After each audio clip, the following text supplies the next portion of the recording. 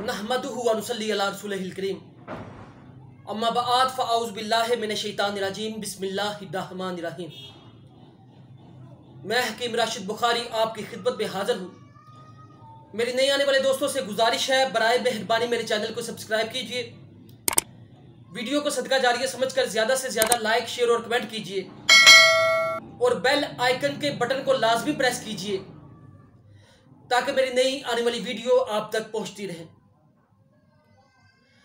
आज मैं कुरान पाक की जिस सूरत के फजाइल और बरकतें आपके सामने बयान करने लगा हूं वो कुरान पाक की सूरत फातिहा है। इस सूरत की इतनी फजीलतें और बरकतें हैं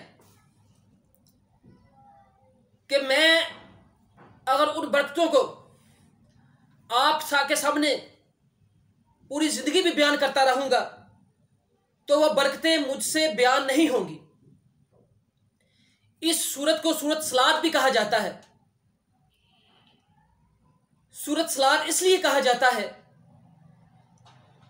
कि ये नमाज जनाजा में भी पढ़ी जाती है,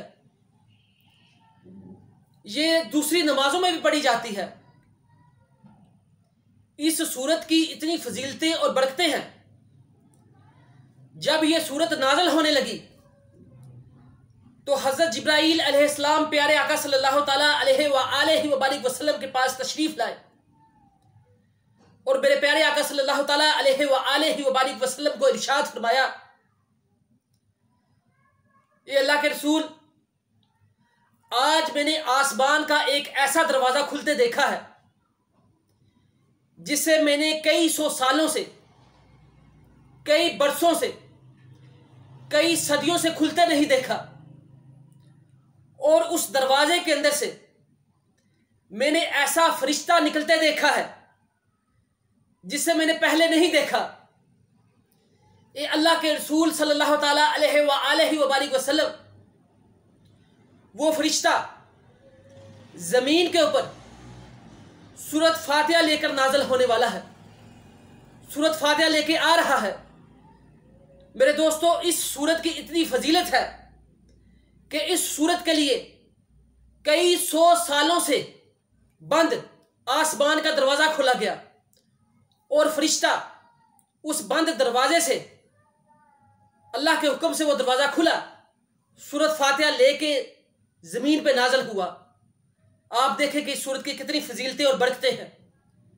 नमाज जनाजा के अंदर ये सूरत पढ़ी जाती है, नमाजों के अंदर ये सूरत पढ़ी जाती है, और प्यारे आका सल्लल्लाहु ताला अलैहि वसल्लम का इरशाद है कि वो नमाज ही नहीं, यानी कि वो नमाज होती ही नहीं, आपकी वो नमाज कभी भी कबूल नहीं होगी इस नमाज की इब्तिदा में सूरत फातिहा ना पढ़ी जाए। यानी कि इस सूरत की अहमियत और फजीलत कितनी ज्यादा है। हजरत अबू सईद खदरी रजी अल्लाह ताला अन्हु बयान फरमाते हैं, एक बंदे को सांप ने काट लिया और वो मेरे पास तशरीफ लेके आया। आप फरमाते हैं, मैंने अल्लाह के हुक्म से सूरत फातिहा शरीफ पढ़ी। आप फरमाते हैं, मैं 7वीं दफा सूरत फातिहा शरीफ पढ़ने लगा था, अल्लाह पाक ने उस बंदे को शफा अता फरमा दी। मेरे प्यारे महबूब सल्लल्लाहु ताला अलैहि वसल्लम को पता चला कि अबू सईद खदरी ने सूरत फातिहा पढ़ी है और अल्लाह पाक ने बंदे को सांप डंग से शफा अता फरमाई है। तो मेरे प्यारे आका सल्लल्लाहु ताला अलैहि वसल्लम ने हजरत अबू सईद खदरी रज़ी अल्लाह ताला अन्हु से पूछा, ए अबू सईद, तुम्हें इस सूरत की शफा का कैसे पता चला? तो आप रज़ी अल्लाह ताला अन्हु ने इरशाद फरमाया, ये अल्लाह के रसूल सल्लल्लाहु ताला अलैहि वसल्लम, हमने सूरत फातिहा की बेहद फजीलतें और बरकतें आपसे सुनी हैं और मुझे उसी वक्त यकीन हो गया था कि यह सूरत सूरत शिफा है। मेरे दोस्तों, इस सूरत को सूरत शिफा भी कहा जाता है। आपके घर में कोई मरीज है, आप डॉक्टरों से मेडिसिन ले लेके थक चुके हैं, आप तरह तरह की अद्वियात इस्तेमाल करके थक चुके हैं, तो मेरे दोस्तों, आप रोजाना फजर की नमाज के बाद बमूल बना लें, आप ज़मज़म के ऊपर या पानी के ऊपर दम करके एक तस्बीह सूरत फातिहा की आप मरीज को पिलाना शुरू कर दें, खुदा पाक की कसम, कोई भी मर्ज किसी भी किस्म का होगा, किसी भी किस्म का मूजी मर्ज होगा, अल्लाह पाक आपको उस मर्ज से शिफा अता फरमाएंगे। सूरत फातिहा की बेहद फजीलतें और बरकतें हैं। इस सूरत को सूरत शिफा भी कहा जाता है, इस सूरत को सूरत सलात भी कहा जाता है। और मेरे प्यारे आका सल्लल्लाहु ताला अलैहि वसल्लम को इस सूरत से बेहद मोहब्बत थी। आप इस सूरत की फजीलत का इस तरह से अंदाजा लगा सकते हैं कि कुरान पाक के स्टार्ट में ही ये सूरत है।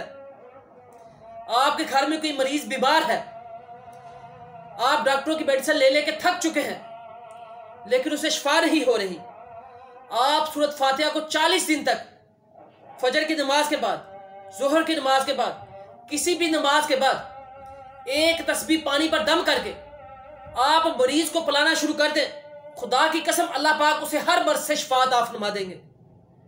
अल्लाह पाक ने सूरत के अंदर हर मर्ज से शिफा रखी है। खुदा ना खास्ता किसी शख्स को सांप या बिच्छू या कोई बूजी जानवर काट ले, आप फौरन उसके डंक के ऊपर सूरत फातिहा पढ़े, अल्लाह पाक उसे उस डंक से, जहर से निजात अता फरमा देंगे। आपके घर में, बस्ती में या इर्द गिर्द कोई भी शख्स बीमार है और वो तरह तरह की अद्वियात खा के थक चुका है, लेकिन इसके बावजूद भी उसे शिफा नहीं मिल रही, आब ज़मज़म, सादा पानी या बारिश के पानी के ऊपर दम करके एक तस्बीह रोजाना सूरत फातिहा की आप उसे पिलाएं, अल्लाह पाक उसे शिफा अता फरमाएंगे। आपके इलाके में कोई ऐसा मर्ज फैल गया है, आपके इलाके में मूजी मर्ज फैल गया है और उससे बचने की कोई तदबीर नजर नहीं आ रही, तो आप पूरी बस्ती वालों को सूरत फातिहा की तलकीन करें। सूरत फातिहा की एक तस्बीह पानी पे दम करके आप सारी बस्ती वालों को कहें पीना शुरू कर दें, अल्लाह पाक उन्हें मूजी मर्ज से भी शिफा अता फरमाएंगे। मेरी अल्लाह पाक से दुआ है, अल्लाह पाक आपको आसानियां अता फरमाए और आसानियां तकसीम करने का शर्फ अता फरमाए। मेरी अल्लाह पाक से दुआ है, जो जो मुसलमान भाई बहने, मेरे दोस्त घरों में बीमार हैं, ये अल्लाह पाक तुझे हज़रत आबद बीमार, हज़रत ज़ैनुल आबिदीन की बीमारी का वास्ता सबको शिफाए कामिला आजिला अता फरमा। वीडियो को सदका जारिया समझकर ज़्यादा से ज़्यादा शेयर किया करें ताकि मेरे दूसरे मुसलमान भाइयों का भी भला हो सके। मेरी अल्लाह पाक से दुआ है, अल्लाह पाक आप सबका हामी और नासर हो। अल्लाह हाफिज़।